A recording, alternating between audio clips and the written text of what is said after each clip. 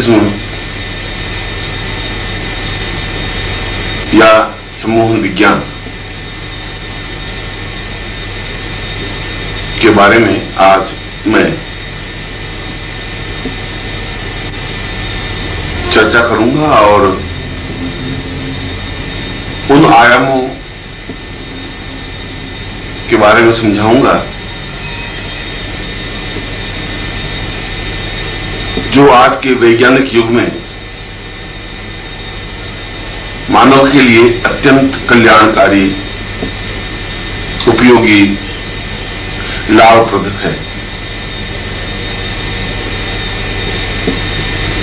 Hypnotism या सम्मोहन विज्ञान कोई धर्म या शास्त्र नहीं है, कोई वेद या उपनिषद नहीं है।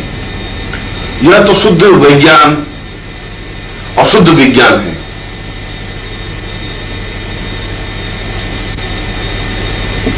जिसे भारत में तो अपनाया ही जा रहा है। पूरे विश्व में इसका प्रयोग और उसके लाभ उठाए जा रहे हैं। सही अर्थों में कहा जाए तो सम्मोहन विज्ञान आने वाले युग का विज्ञान है। एक ऐसा विज्ञान है जिससे आने वाला समय, आने वाला युग प्रभावित होगा। करोड़ों करोड़ों व्यक्ति इससे लाभान्वित होंगे और जीवन की समस्याओं, जीवन की बाधाओं और जीवन की अड़चनों को इस विज्ञान के माध्यम से दूर किया जा सकेगा।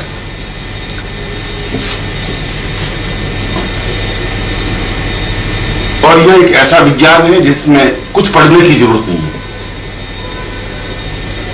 कुछ अध्ययन करने की जरूरत नहीं है। यह एक ऐसा विज्ञान है जो कम पढ़े लिखे या नहीं पढ़े लिखे व्यक्ति भी इसका लाभ उठा सकते हैं, इसका प्रयोग कर सकते हैं, दूसरों पर इसके प्रभाव को देख सकते हैं। आज विश्व में ऊंचे से ऊंचा वैज्ञानिक, ऊंचे से ऊंचा दार्शनिक, ऊंचे से ऊंचा विद्वान, राजनेता, अभिनेता, व्यापारी, व्यवसायी और मजदूर सभी इस विज्ञान से लाभ उठा रहे हैं और वे आश्चर्यचकित हैं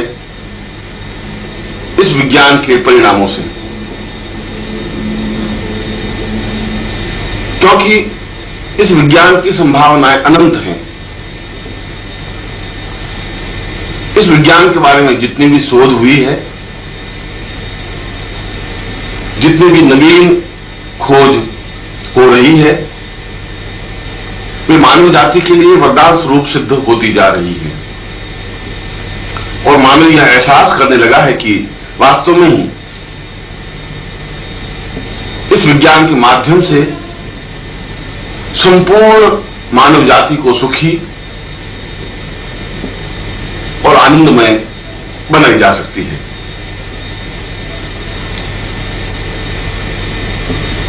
पहले तो यह कि यह सम्मोहन विज्ञान है क्या, इसे संक्षेप में समझना जरूरी है। मैं इसके इतिहास पर नहीं जा रहा हूं, मैं यह भी नहीं समझाने जा रहा हूं कि इसका प्रादुर्भाव कब और कैसे हुआ। मैं तो यह समझाने जा रहा हूं कि यह क्या है और इसका उपयोग किस प्रकार से किया जा सकता है। मैंने हजारों लाखों व्यक्तियों पर इस विज्ञान का प्रयोग किया है और इसके अत्यंत अनुकूल परिणाम प्राप्त हुए हैं। 100% अनुकूलताएं इस विज्ञान के माध्यम से प्राप्त हुई हैं। जो गुत्थियां, जो समस्याएं अन्य किसी भी तरीके से हल नहीं हो पा रही थीं, उन समस्याओं और गुत्थियों को भी इस विज्ञान के माध्यम से हल करने का प्रयत्न किया है और सफलता पाई है। मानव मन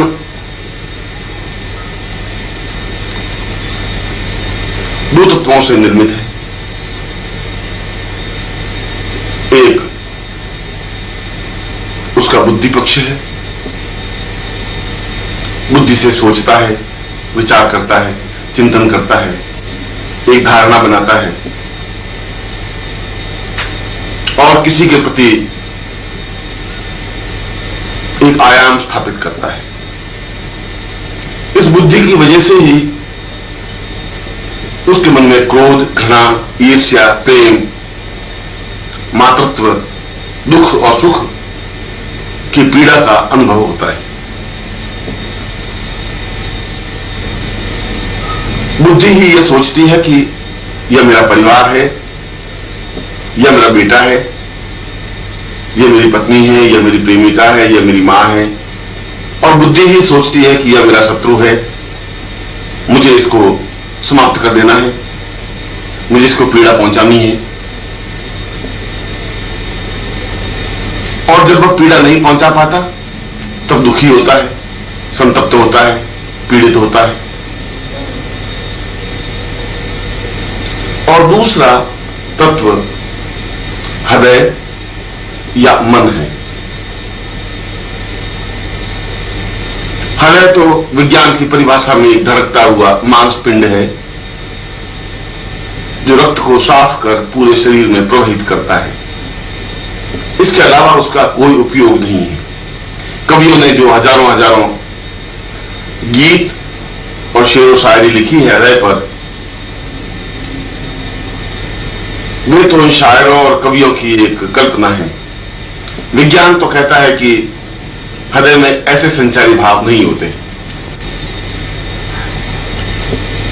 मगर हृदय के साथ साथ एक मन भी होता है और मन के द्वारा ही आदमी प्रेम करता है। मन के द्वारा ही उसके मन में कुछ विचार घर कर जाते हैं जो वह सभ्यता की वजह से कह नहीं पाता। उदाहरण के लिए, यदि उसकी पत्नी से उसकी लड़ाई झगड़ा हो जाता है, मतभेद हो जाते हैं, तो वह समाज के सामने कुछ नहीं कहता, क्योंकि बुद्धि कहती है कि यदि तुमने समाज के सामने अपनी समस्या को या अपने इस नफरत को, पत्नी के प्रति घृणा को रखा तो समाज में बदनाम हो जाओगे। और जब वह अपनी पत्नी के साथ बाहर निकलता है सोसाइटी में, समाज में, तो प्रसन्नता के साथ निकलता है, हाथ में हाथ डाल करके निकलता है और ऐसा व्यक्त करता है कि जैसा उससे, उस पत्नी से उसका अत्यंत प्रेम हो। परंतु उसके प्रति जो घृणा है वह उसके मन में जम जाती है, मन में एक आक्रोश हो जाता है। और जब घृणा पैदा हो जाती है तो घृणा अपने आप में प्रतिशोध को जन्म देती है कि मैं किस तरीके से पत्नी को पीड़ित करूं, किस तरीके से ठेस पहुंचाऊं। और वह अपनी पत्नी को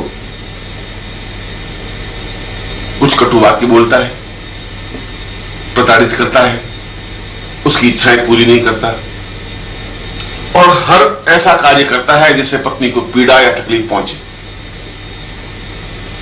यह मन का वेग है, ऐसा मन के द्वारा करता है। किसी से प्रेम है तो बुद्धि कहती है कि इस प्रेम की अभिव्यक्ति नहीं होनी चाहिए क्योंकि समाज में बदनामी का डर है, मगर वह प्रेम उसके मन में छिपा रहता है। वह अत्यधिक चाहने लगता है, मिलने की अत्यधिक इच्छा होती है, पर यदि किसी कारणवश वह प्रेम टूट जाता है या प्रेमी अथवा प्रेमिका धोखा दे देता है तो वह अपने आप में बदहवास हो जाता है, परेशान हो जाता है, जीवन के प्रति मोह समाप्त हो जाता है, डॉक्टर और समाज के लोग उससे पूछते हैं, परिवार के लोग उससे पूछते हैं कि क्यों परेशान हो, क्यों तनावग्रस्त हो, क्या समस्या है, मगर वह कुछ नहीं कह पाता, क्योंकि वो तथ्य ही ऐसा है जो नहीं कह पाता। वह तो छुपा हुआ भाव है जिसे समाज के सामने या परिवार के सामने उजागर किया ही नहीं जा सकता। वह तो मन में दबा हुआ एक भाव है। और डॉक्टर परेशान होते हैं कि समस्या क्या है, इसको कोई बीमारी नहीं है। यदि चेकअप करते हैं तो किसी प्रकार की कोई समस्या दिखाई नहीं देती। फिर ये इतना परेशान, इतना पीड़ित, इतना चिंतित क्यों है, क्या कारण है? ये कारण डॉक्टर नहीं ढूंढ पाएंगे, यह कारण परिवार वाले भी नहीं ढूंढ पाएंगे, क्योंकि यह कारण तो मन में छुपा हुआ है। और उस प्रेम में वह पागल होकर, बदहवास सा होकर खाना पीना भूल जाता है, व्यापार भूल जाता है, कार्य भूल जाता है, परिवार के उत्तरदायित्व से अलग हट जाता है और धीरे धीरे अपने आप को मटिया मेट करने के लिए तैयार हो जाता है। और यदि समय पर इसका समाधान नहीं किया जाए तो आत्महत्या तक भी कर लेता है।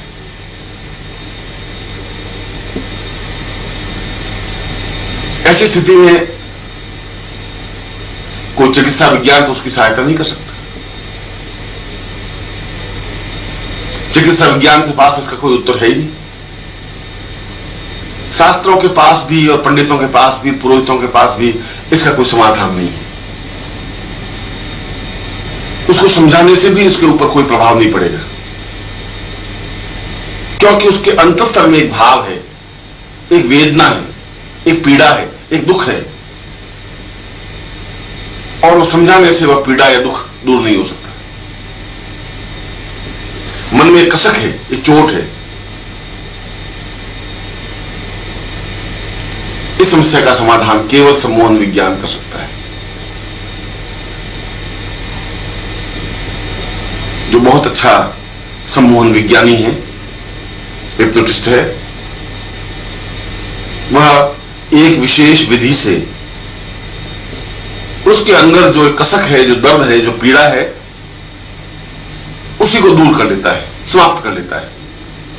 और जब पीड़ा, वो दर्द, वो कसक वो दूर हो जाती है तो वह व्यक्ति अत्यंत सामान्य हो जाता है। फिर उसके मन में किसी प्रकार का एक भाव नहीं रहता, आत्महत्या का भाव भी नहीं रहता। फिर वो आत्महत्या नहीं करता। और इस प्रकार से, इस विज्ञान के माध्यम से हिप्नोटिस्ट आत्महत्या को उतारू एक व्यक्ति को बचा लेता है, उसको जिंदगी प्रदान कर लेता है। एक बालक या बालिका, विद्यार्थी परीक्षा में असफल हो जाता है और उसे चारों तरफ अंधेरा ही अंधेरा दिखाई देने लगता है। ऐसा लगता है कि जैसे समाज में और घर में उसकी आलोचना हो रही है, उसको तिरस्कार की दृष्टि से देखा जाने लगा है, साथियों में उसकी हंसी उड़ाई जा रही है। वह अपने आप में उपेक्षा का भाव लेकर विचरण करता है और गुमसुम हो जाता है, न किसी से मिलता है, न किसी से बात करता है, और एक हीन भावना उसके मन में जम जाती है कि मैं कुछ भी नहीं कर सकता, मैं एक बेकार व्यक्ति हूं, मैं उन्नति कर ही नहीं सकता, मैं निकृष्ट व्यक्ति हूं। और ये भाव धीरे धीरे उसको पतन की ओर अग्रसर कर लेते हैं। मां बाप समझाते हैं, पूछते हैं क्या बात है, वह नहीं कह पाता। संगी साथी पूछते हैं तो वह समझता है कि मेरा उपहास किया जा रहा है, उनको भी वह नहीं बताता। और ऐसी स्थिति भी आ जाती है कि वह विद्यार्थी आत्महत्या कर लेता है, समाप्त हो जाता है अथवा पागल हो जाता है। इसी प्रकार घर में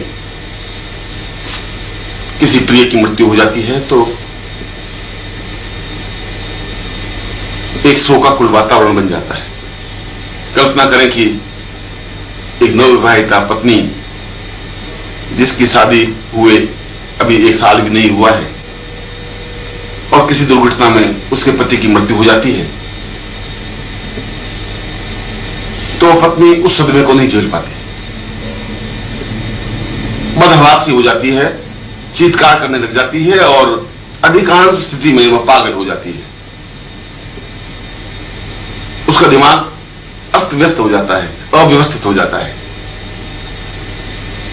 ऐसी स्थिति में और कोई इलाज नहीं है। मस्तिष्क का इलाज करने वाले डॉक्टरों के पास इसका कोई उपाय नहीं है।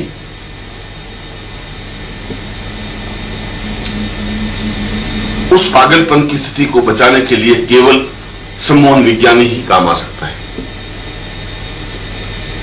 क्योंकि उसके मन में यह बात घर कर जाती है कि मेरा जीवन बर्बाद हो गया है, जिसको मैं इतना प्रेम करती थी, जो मेरा पति था, वही समाप्त हो गया, मेरी वजह से समाप्त हो गया। मैं इस घर में आई और वह बर्बाद हो गया। घर का एक मुखिया, घर का एक लड़का, एक जवान व्यक्ति समाप्त हो गया। वह अपने आप को अपराधी नहीं महसूस करने लगती है, समाज को गालियां देने लगता है, ससुराल वाले उसका तिरस्कार करने लग जाते हैं और वह या तो पागल हो जाती है या निश्चय ही आत्महत्या करने के लिए उतारू हो जाती है। उसे सहज सामान्य बनाने के लिए केवल मात्र सम्मोहन विज्ञान ही काम कर सकता है।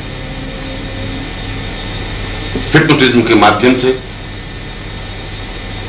सम्मोहन विज्ञान के माध्यम से उसके जीवन को निश्चय ही अनुकूल बनाया जा सकता है।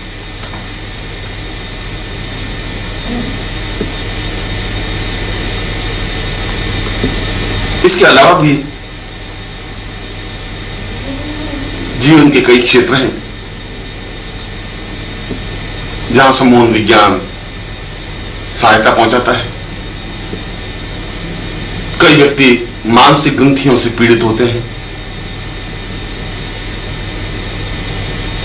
कुछ व्यक्ति पुरुष या स्त्रियां ऐसे भी होते हैं जो हर समय भयभीत रहते हैं, डरे हुए रहते हैं, कोई तकलीफ नहीं हो जाए, कोई बीमारी नहीं आ जाए, किसी का एक्सीडेंट नहीं हो जाए, या मुझे कोई चाकू नहीं मार दे, या मुझे कोई रिवॉल्वर से समाप्त नहीं कर दे।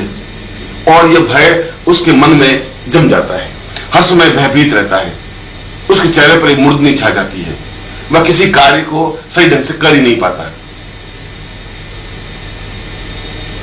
और धीरे धीरे उसका उत्साह, उसकी रुचि व्यापार से या नौकरी से समाप्त हो जाती है। धीरे धीरे वह कमजोर, दुखी और संतप्त दिखाई देने लगता है। भय से आक्रांत व्यक्ति और कर भी, जबकि यह भय निर्मूल है, जबकि ऐसा संभव नहीं है, फिर भी यह एक प्रकार की बीमारी है।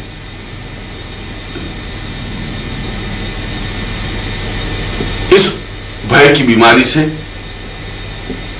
व्यक्ति को निजात सम्मोहन विज्ञान के माध्यम से दी जा सकती है। उसके मन से यह भय निकाला जा सकता है कि तुम्हें कोई गोली मार देगा या कोई चाकू मार देगा या कोई दुर्घटना हो जाएगी या तुम परेशानी में फंस जाओगे। बिना भय के निर्भय उसे बनाया जा सकता है।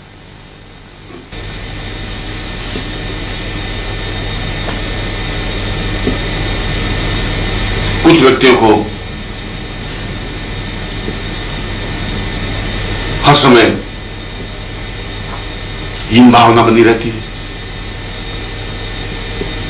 मैं बेकार हूं, मैं जीवन में कुछ नहीं कर सकता, मैं असफल हूं, जिंदगी के हर क्षेत्र में असफल हूं, न मैं अच्छी तरह से पढ़ाई कर सका, न मेरा ग्रस्त जीवन सुखी है, न मैं संपन्न हूं, न मैं स्वस्थ हूं। और यह हीन भावना उसके मन में इस ढंग से जम जाती है स्वतः अकारण कि धीरे धीरे वह बीमार पड़ जाता है, पीला पड़ जाता है, चेहरा मुरझा जाता है, भले यौवन में भी वह वृद्ध दिखाई देने लगता है। चिकित्सा विज्ञान के पास इसका कोई उपाय, इलाज नहीं है। इसका इलाज केवल सम्मोहन विज्ञान के माध्यम से ही उसके मन से इस हीन भावना को निकाल देने से है। एक विशेष विधि से उसकी हीन भावना को निकाल दिया जाता है और वह पुनः स्वस्थ अनुभव करने लग जाता है।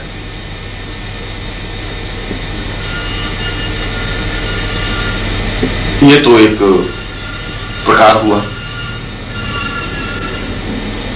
मगर इसके रचनात्मक उपाय भी है, संबंध विज्ञान के लाभ भी है। यदि पति पत्नी में झगड़ा हो जाता है, मतभेद हो जाते हैं, तनाव हो जाता है, और यदि पति के मन में पत्नी के प्रति घृणा सी आ जाती है, तो पति को सम्मोहित करके उसके मन से घृणा का भाव समाप्त किया जा सकता है। और जब उसके मन से घृणा का भाव समाप्त हो जाएगा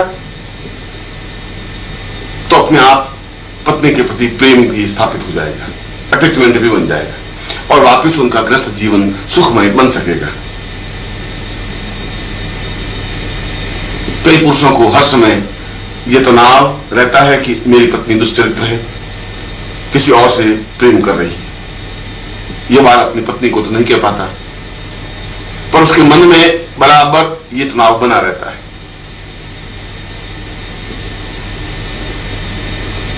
इसके फलस्वरूप पति पत्नी के बीच जबरदस्त कलह और दीवार खड़ी हो जाती है।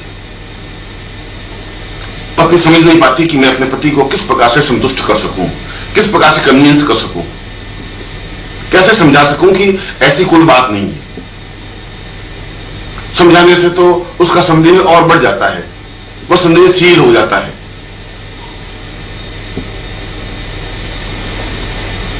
इससे कई ग्रस्त घर टूट गए, बिखर गए। इस समस्या का समाधान भी संबंध विज्ञान के माध्यम से ही हो सकता है। और कई स्त्रियों को भी यह तनाव, यह आशंका बनी रहती है कि उसका पति दुष्चरित्र है, ऑफिस से 2 घंटे लेट आता है तो जरूर कोई कारण है, 4 दिन बाहर जाता है तो कोई न कोई कारण है, या जरूर किसी ने साथ इसका प्रेम है। और वह पत्नी कुछ कह नहीं पाती, अंदर के अंदर घुटती रहती है, तनावग्रस्त रहती है, उलझन से भरी रहती है और धीरे धीरे उसका वैवाहिक जीवन दुखमय हो जाता है, तनावग्रस्त हो जाता है। इस समस्या का समाधान भी संबंध विज्ञान के पास ही है। यदि कोई युवक या युवती परस्पर प्रेम कर रहे हैं और अत्यंत प्रेम है और कुछ समय बाद प्रेमिका के मन में प्रेमी के प्रति वह भाव नहीं रहता, उतना प्रेम नहीं रहता जितना होना चाहिए, उसका मन किसी और युवक के साथ जुड़ जाता है, वह किसी और को चाहने लगती है। ऐसी स्थिति में पहला प्रेमी अत्यंत विक्षिप्त और परेशान हो जाता है, दुखी हो जाता है, संतुष्ट हो जाता है। वह समझ नहीं पाता कि मैं क्या करूं, कैसे करूं।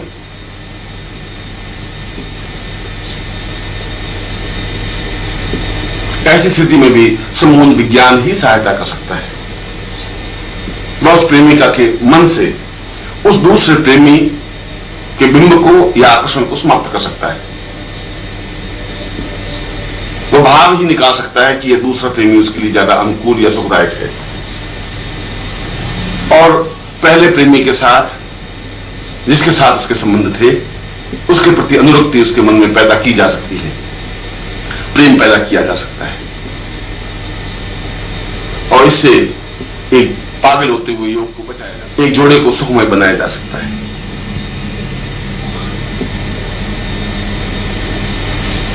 चिकित्सा विज्ञान के क्षेत्र में भी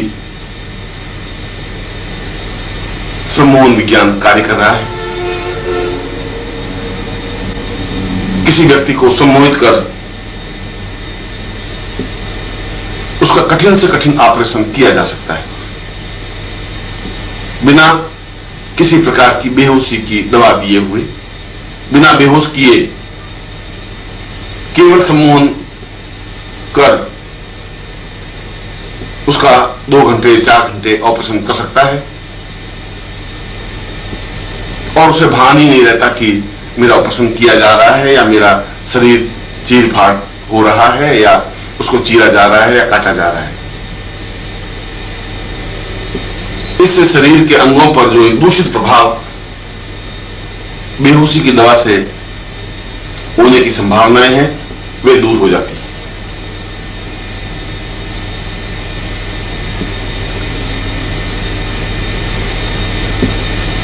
इसके अलावा इस सम्मोहन विज्ञान के माध्यम से किसी पुरुष या किसी भी युवती को अपने अनुकूल बनाया जा सकता है, उसके मन में यह भावना करके कि इसके प्रति इसकी अनुरक्ति बढ़े, प्रेम बढ़े, वह इसको चाहने लगे, टूट कर चाहने लगे। उसके प्रति उसके मन में एक आकर्षण पैदा किया जा सकता है, एक सम्मोहन पैदा किया जा सकता है। कठोर से कठोर हृदय के पुरुष को भी इस सम्मोहन विज्ञान के माध्यम से अपने अनुकूल बनाया जा सकता है। कठोर हृदय वाली स्त्री को भी इस सम्मोहन विज्ञान के माध्यम से अपने अनुकूल बनाया जा सकता है और जीवन भर अपने अनुकूल रखा जा सकता है। उससे मनचाहा कार्य संपन्न करवाया जा सकता है।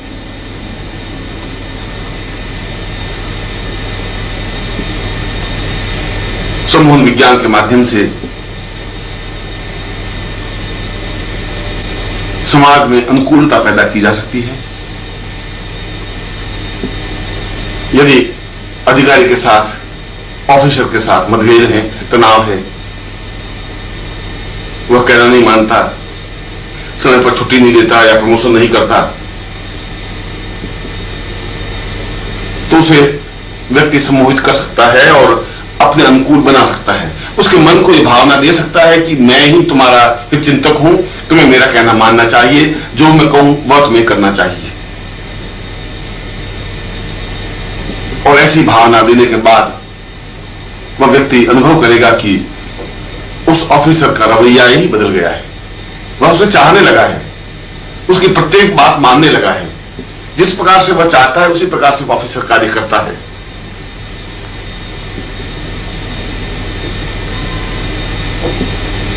व्यापार के क्षेत्र में तो सम्मोहन विज्ञान की अनंत संभावनाएं हैं, क्योंकि उसमें तो हर समय बातचीत के माध्यम से लेन देन किया जाता है, टेंडर लिया जा सकता है, ठेका लिया जा सकता है, एजेंसी ली जा सकती है, अपने अनुकूल निर्णय करवाए जा सकते हैं, मीटिंग में वातावरण अपने अनुकूल बनाया जा सकता है।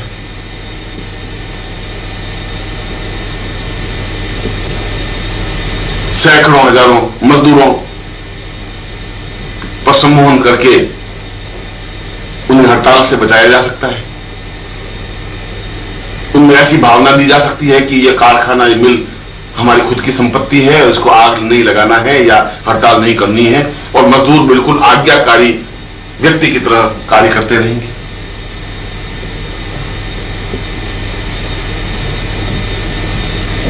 इस सम्मोहन विज्ञान के द्वारा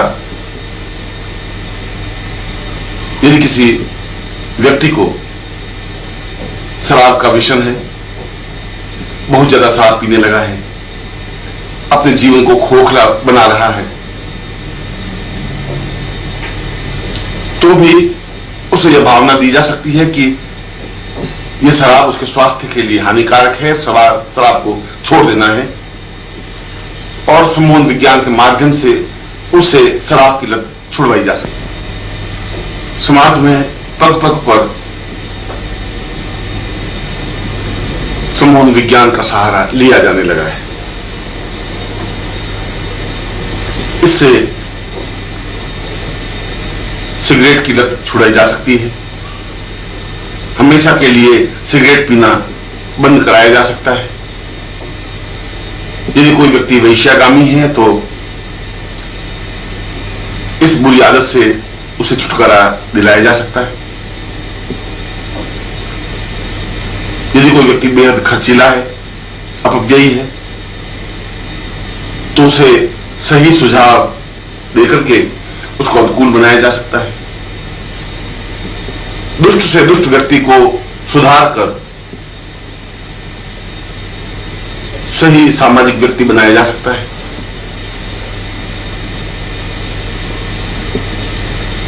और किसी भी प्रकार से जीवन में अनुकूलता प्राप्त करने के लिए सम्मोहन विज्ञान का सहारा लिया जा सकता है। यही नहीं, अपितु सम्मोहन का एक दूसरा प्रकार समूह सम्मोहन है। यह तो जो मैं बता चुका हूं वह सब व्यक्तिगत सम्मोहन है। किसी एक पुरुष या किसी एक स्त्री को अपने अनुकूल बनाने की क्रिया या भाव है कि हम किसी को भी अपने अनुकूल बना सकते हैं जीवन भर के लिए, हमेशा हमेशा के लिए। पर मास हिप्नोटिज्म या समूह सम्मोहन विज्ञान के माध्यम से सामने उपस्थित पूरी भीड़ को अनुकूल बनाई जा सकती है। सम्मोहन विज्ञान के माध्यम से उन सबको उनके मन पर एक चिंतन दिया जा सकता है कि मैं जो कुछ कह रहा हूं वही सही है और मेरी बात को ही तुम्हें मानना है, मेरा अनुसरण करना है। जो मैं कहूं वह सही है, सत्य है। और इस प्रकार का प्रभाव उसके मन पर देकर के यदि कोई व्यक्ति मंच से कुछ भी कहता है तो भीड़ में सन्नाटा सा छा जाता है। भीड़ उस बात को मानने लग जाती है, उसकी अनुयायी बन जाती है, उसकी फॉलोवर बन जाती है। पूरी भीड़ को, हजारों लाखों व्यक्तियों को इस विज्ञान के माध्यम से कंट्रोल किया जा सकता है।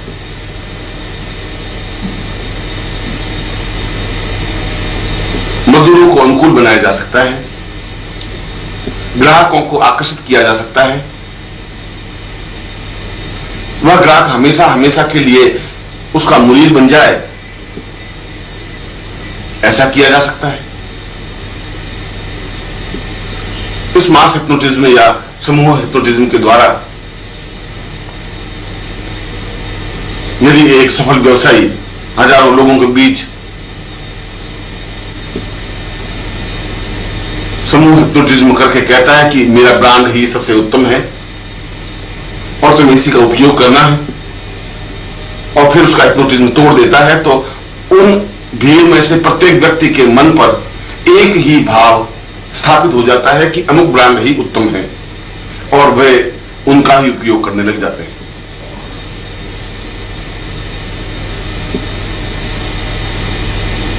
सामने वाले के मन में एक आकर्षण पैदा किया जा सकता है स्वयं के बारे में। पत्नी के मन में यह भावना दी जा सकती है कि मैं तुम्हारा पति बहुत सुंदर और तुम्हारे लिए उपयोगी हूं। प्रेमिका के मन में यह भावना दी जा सकती है कि मेरे अलावा तुम्हें और कोई प्यार कर ही नहीं सकता, तुम किसी और को चाहोगी ही नहीं। पुत्र के मन पर यह भावना दी जा सकती है कि तुम गलत कार्य नहीं करोगे या हड़ताल में भाग नहीं लोगे या पढ़ाई में ध्यान दोगे या प्रेम के चक्कर में नहीं पड़ोगे। कोई लड़की किसी पर पुरुष या दूसरे जाति के किसी पुरुष से प्रेम करने लगी है और घर में समझाने बुझाने से भी सही रास्ते पर नहीं आ रही है, तो सम्मोहन के माध्यम से उसके चित्त पर, मन पर एक प्रभाव दिया जा सकता है कि वह उस युवक को भूल जाए और जहां माता पिता कहें वहीं शादी करे। ऐसा कहकर या ऐसी भावना देकर उसके मानस से उस विजातीय प्रेमी का बिंब हमेशा के लिए समाप्त किया जा सकता है। ऐसी भावना देने से जो नित्य हजारों बलात्कार होते हैं जो भागने की घटनाएं होती हैं वे समाप्त हो जाएंगी। समाज ज्यादा सुखदायी बन जाएगा, ज्यादा आनंददायक बन जाएगा, ज्यादा मधुर बन जाएगा। और हिप्नोटिज्म का तीसरा प्रकार सेल्फ हिप्नोटिज्म या स्वयं को सम्मोहित करने की क्रिया है। यदि उसके मन में हीन भावना है कि मैं अच्छा बोल नहीं सकता, यह कॉम्प्लेक्स है, तो अपने आप को हिप्नोटाइज करके अपनी इस हीन भावना से छुटकारा पा सकता है। यदि किसी के मन में यह कॉम्प्लेक्स है कि मैं सुंदर नहीं हूं, इसी वजह से सफल नहीं हो रहा हूं, तो अपने आप को सम्मोहित करके अपनी इस हीन भावना से छुटकारा पा सकता है। या स्वयं शराब पीने वाला है, या सिगरेट पीने वाला है, या व्यसनी है, या दुर्गुण से ग्रस्त है, और प्रयत्न करने पर भी उस दुर्गुण से छुटकारा नहीं मिल रहा है, तो व्यक्ति अपने आप को सम्मोहित करके अपनी बुरी आदतों को दूर कर सकता है, उससे छुटकारा पा सकता है। यही नहीं अपितु अपने अच्छे गुणों और अच्छी आदतों को बढ़ावा दे सकता है कि मैं और ज्यादा परिश्रम करूंगा। ऐसा सम्मोहन भी अपने ऊपर किया जा सकता है। मैं जो कुछ पढ़ूंगा वह मुझे स्मरण रहेगा ही, ऐसा सम्मोहन अपने ऊपर किया जा सकता है। मैं आज से बहुत ज्यादा परिश्रम कर सकूंगा, ऐसा सम्मोहन अपने ऊपर किया जा सकता है। सैकड़ों प्रकार हैं अपने आप को सम्मोहित करने के, अपने तनावों को दूर करने के, अपनी समस्याओं से छुटकारा पाने के, जीवन को ज्यादा सुखमय बनाने के, आनंददायक बनाने के। और ये सब क्रियाएं सम्मोहन विज्ञान के माध्यम से ही संभव है।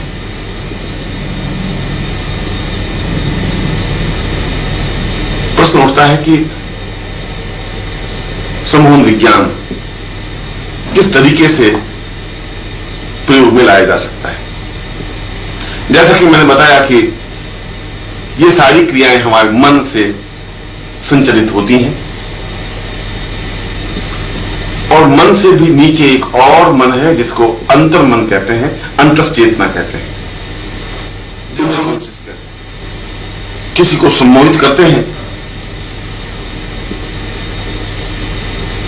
तो वो बाहर दुनिया से कट जाता है, उसकी बुद्धि, उसके तर्क फिर काम नहीं करते, फिर वह दिमाग से नहीं चलता, वह एक प्रकार से एक क्षण के लिए समर्पण युक्त हो जाता है। तब हम उसके मन पर जो भी चेतना देते हैं, जो भी विचार देते हैं, वो मन पर स्थायी रूप से जम जाता है। जैसे कि कोई शराबी है और उसको सम्मोहित करके बाहर दुनिया से काट कर उसे यह भावना दी जाए कि शराब अत्यंत घटिया और खराब चीज है, इससे फेफड़े समाप्त हो जाते हैं, लीवर खराब हो जाता है, आदमी मृत्यु को प्राप्त हो जाता है, बूढ़ापा आ जाता है और जीवन बर्बाद हो जाता है, और तुम्हें इसी क्षण से इस शराब से घृणा करनी है, नहीं पीनी है। तो ये शब्द, ये विचार उसके मन पर अंकित हो जाएंगे। उसे हम ये भावना देंगे कि तुम शराब को देखते ही तुम्हें घृणा होने लगेगी और तुम शराब फेंक दोगे। और जब हम उसे वापिस वर्तमान दुनिया में आने देते हैं, चेतना अवस्था में लाते हैं, तो उसके मन पर जो प्रभाव दिया है वह तो स्थायी रहेगा ही। फिर जब व्यक्तिगत जीवन में वह शराब को देखेगा तो शराब से उसको घृणा हो जाएगी, फेंक देगा शराब, नहीं पिएगा और एक आदत से छुटकारा मिल जाएगा। यदि कोई प्रयत्न करने पर भी प्राप्त नहीं हो रहा है, या हमारे अनुकूल नहीं हो रहा है, या हमारे वश में नहीं हो रहा है, तो उसे सम्मोहित करके बाहर दुनिया से काटकर उसके मन पर यह प्रभाव दिया जा सकता है कि तुम केवल मेरी ही आज्ञा पालन करोगे या मुझे ही चाहोगे। जो मैं कहूंगी तुम्हें वही कार्य करना है। और फिर जब उसे चेतनावस्था में लाया जाता है तो उसके मन पर जो बिंब दिया गया है वह अपने आप में स्थायी रह जाएगा और उसके मन से घृणा या क्रोध अपने आप में समाप्त हो जाएगा और वह उसको चाहने लग जाएगा, उसके प्रति अनुरक्ति पैदा करने लग जाएगा, उसके प्रति चाहत बढ़ जाएगी। इसलिए मन पर जो विचार बिंब प्रेषित किए जाते हैं उसको सम्मोहन विज्ञान कहा जाता है। और फिर सम्मोहन विज्ञानी यदि योग्य हो, अभ्यासरत हो, तो इस मन से भी आगे जो अंतर्मन है, अंतश्चेतना है, इनर कॉन्शियस है, वहां तक उस व्यक्ति को ले जाकर खड़ा कर देता है। वो बाहर दुनिया से कट जाता है, बाहर दुनिया का प्रभाव उस पर होता नहीं, मस्तिष्क का प्रभाव उस पर नहीं होता, बुद्धि या तर्क उसके ऊपर हावी नहीं होते और वह मन पर आकर के खड़ा हो जाता है, मन की गिरफ्त में आ जाता है। जो मन कहता है उसी को मानने लग जाता है और सम्मोहन विज्ञान इसको और आगे ले जाकर के अंतर्मन तक खड़ा कर देता है और हमेशा हमेशा के लिए कोई भाव या कोई बिंब या कोई वस्तु या कोई तथ्य उसके अंतर्मन में अंकित कर देता है। और जब ऐसा हो जाता है तो वह हमेशा हमेशा के लिए स्थायी रूप से उसके मन में यह भाव या बिंब स्थापित हो जाता है।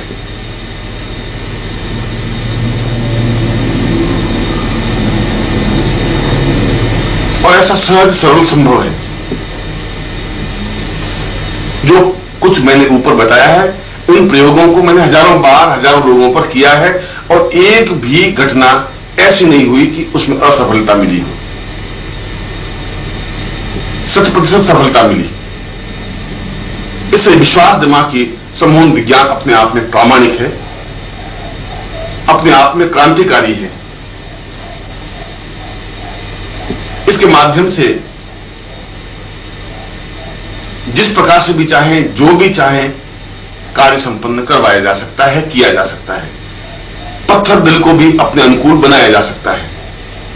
किसी के भी मन में घृणा या क्रोध पैदा किया जा सकता है। यहां तक कि जज को भी अपने अनुकूल बनाया जा सकता है, वकील को भी अपने अनुकूल किया जा सकता है, ऑफिसर को अपना वशवर्ती बनाया जा सकता है, किसी पुरुष या स्त्री को अपने वश में किया जा सकता है, पूरी भीड़ को अपने अनुकूल बनाया जा सकता है, बुरी आदतों से छुटकारा पाया जा सकता है, अपने आप को सजेशन देकर के अपने आप को सम्मोहित करके सारी समस्याओं से मुक्ति पाई जा सकती है और तनावों से छुटकारा मिल सकता है।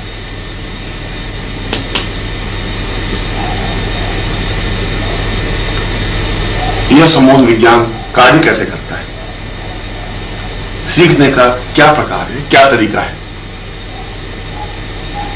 ज्यादा अच्छा तो यह हो कि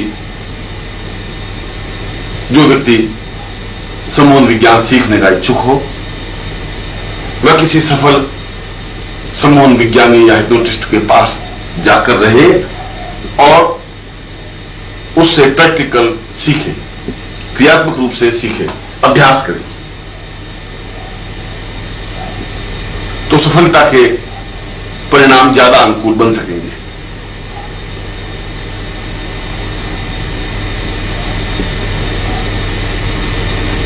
अंधा पुस्तकों के माध्यम से भी इस सम्मोहन विज्ञान को सीखा जा सकता है।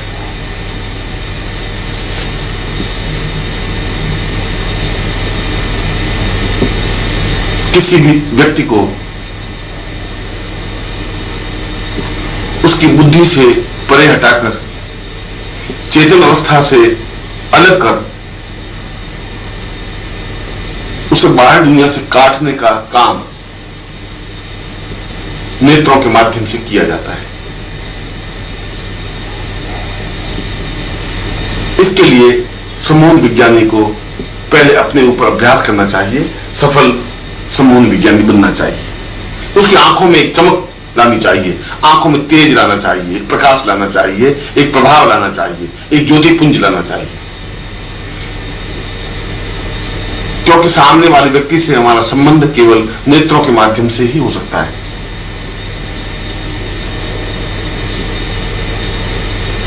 इसके लिए सबसे अच्छा तरीका यह है कि प्रातःकाल उठकर स्नान कर सामान्य और सरल कपड़े पहनकर किसी एकांत कमरे में बैठ जाए जहां बाहरी आवाज या शोरगुल बिल्कुल न हो, किसी प्रकार से कोई हस्तक्षेप न हो, कोई आवाज न हो, यह जरूरी है।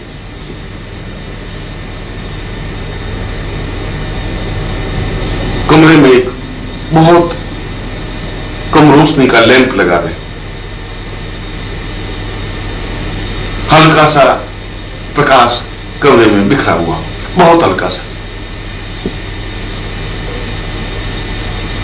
और एक अगरबत्ती लगा दें जिससे कि कमरे का वातावरण सुखकर अनुभव हो।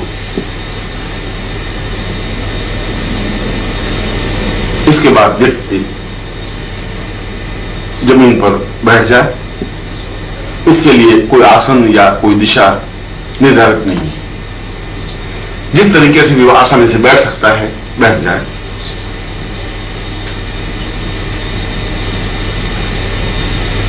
और अपने सामने 1 फीट की दूरी पर दीवार पर अपनी आंखों के ठीक सामने एक छोटा सा लाल बिंदु लगा दें। वो लाल बिंदी इतनी बड़ी होनी चाहिए जितनी कि दिखाई दे सके। इसके बाद सीखने वाले सम्मोहन विज्ञानी को चाहिए कि वह एकटक उस लाल बिंदी को देखता रहे। इसमें इस बात का ध्यान रहे कि इस देखने की क्रिया में पलक नहीं झपकाए। बिना पलक झपकाए बराबर देखते रहने की क्रिया को त्राटक कहते हैं,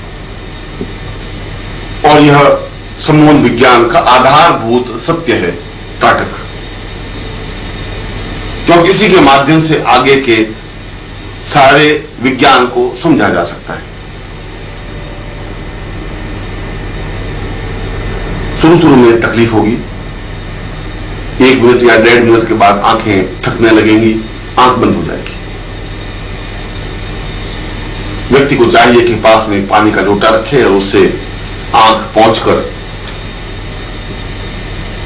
आंख को थोड़ा रेस्ट, आराम देकर फिर देखने का अभ्यास शुरू करें। 2-3 दिन बाद वह अनुभव करेगा कि वह 2-3 मिनट तक बिना पलक झपकाए अपलक उस बिंदु को देखने में सफल होने लगा है। धीरे धीरे इस अभ्यास को बढ़ाएं। इसके लिए किसी मंत्र जप की जरूरत नहीं है, केवल क्रियात्मक पक्ष है। इस बिंदु को बराबर देखते रहने, अपलक देखते रहने की क्रिया कम से कम 32 मिनट की होनी चाहिए और ज्यादा से ज्यादा 60 मिनट का अभ्यास करना चाहिए। 32 मिनट से उसकी आंखों में सम्मोहन का भाव पैदा होने लगता है। उसकी आंखों में एक ऐसी विद्युत स्फुलिंग बनने लगती है जो सामने वाले की आंखों से उसके चित्त पर, मन पर सीधा प्रभाव पैदा करने में समर्थ होने लगती है। हम सामने वाले को प्रभावित तो उनकी नेत्रों के माध्यम से ही कर सकते हैं। ये जरूरी नहीं है कि सामने वाले को हम स्पर्श कर सकें, सुला सकें, भावना दे सकें। हम तो उनको देखते हैं और देखते ही मन में एक भावना पैदा, चिंतन देते हैं। और जब अभ्यास 60 मिनट का हो जाएगा तो उस मौन विज्ञानी की आंखों में एक विशेष प्रकार की लपक, एक विशेष प्रकार की ऊर्जा पैदा होगी। यह ऊर्जा अपने आप में बहुत शक्तिशाली है, हजार परमाणु बमों से भी ज्यादा ताकतवान, क्षमतावान है। एक ऐसी लपक है जो सामने वाले की आंखों से होते हुए उसके मन पर पहुंच जाती है। इसका सीधा संबंध सामने वाले की आंखें और आंखों के माध्यम से उसके मन पर पहुंचने की क्रिया है।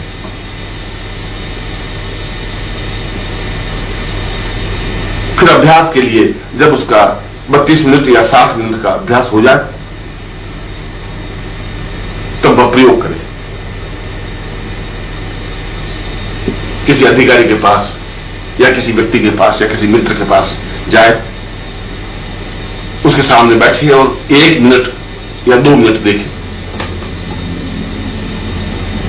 1 मिनट देखने के बाद सुझाव दे कि अपने होठों से यह सुझाव दे मन ही मन कि यह मेरा मित्र उठे और पानी की गिलास ला करके मुझे दे, और वह अनुभव करेगा कि वह उठ करके पानी की गिलास लेके आ जाता है। इसका मतलब आपने जो उसकी आंखों के माध्यम से आज्ञा दी, वह उसके चित्त पर, मन पर अंकित हुई, मन पर अंकित हुई, उसके अनुसार वह कार्य करने लगा। यदि वह पानी गिलास ला के देता है तो दूसरे कार्य भी जैसा आप कहेंगे वैसा ही करेगा।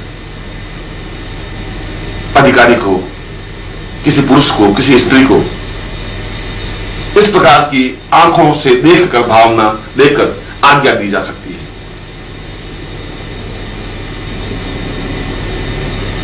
और आप आश्चर्यचकित हो जाएंगे कि आपने जो कुछ मन में आज्ञा दी, वो आपने मन में जो सोचा वो आपकी आंखों के माध्यम से उसकी आंखों में पहुंचा, उसकी आंखों से उसके मन पर पहुंचा, मन पर वह विचार अंकित हुआ कि मुझे यह कार्य करना है, और उसी के अनुसार कार्य करने लग जाएगा। आप दूसरा प्रयोग भी कर सकते हैं। भीड़ में जहां सैकड़ों पुरुष या स्त्रियां हों, आप किसी स्त्री या पुरुष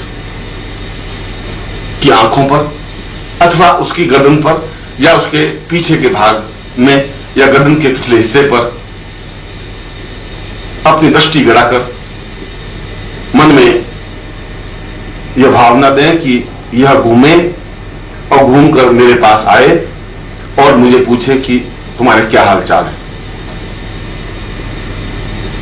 और केवल 1 मिनट गर्दन के पिछले हिस्से पर यह भावना दे। और समूह विज्ञानी यह आश्चर्यचकित रह जाएगा कि वह स्त्री घूमती है, बेचैन हो जाती है इस कार्य को करने के लिए, और वह भीड़ को चीरती हुई सीधे उस व्यक्ति के पास ही पहुंचती है और पूछती है कि आपके क्या हालचाल है।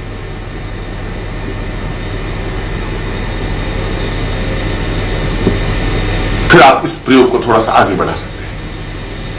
यह तो सामने दिखाई देने वाले पुरुष या स्त्री के बारे में प्रयोग है। जब आपका अभ्यास 60 मिनट का या इससे ज्यादा होने लग जाए, तब आप अपने शहर में ही रहने वाले किसी मित्र का चित्र या बिंब अपनी आंखों के सामने लाएं, और 1 तक आप उस मित्र को देखने के बाद आज्ञा दें कि वह मित्र आपको टेलीफोन करे, इसी क्षण टेलीफोन करे।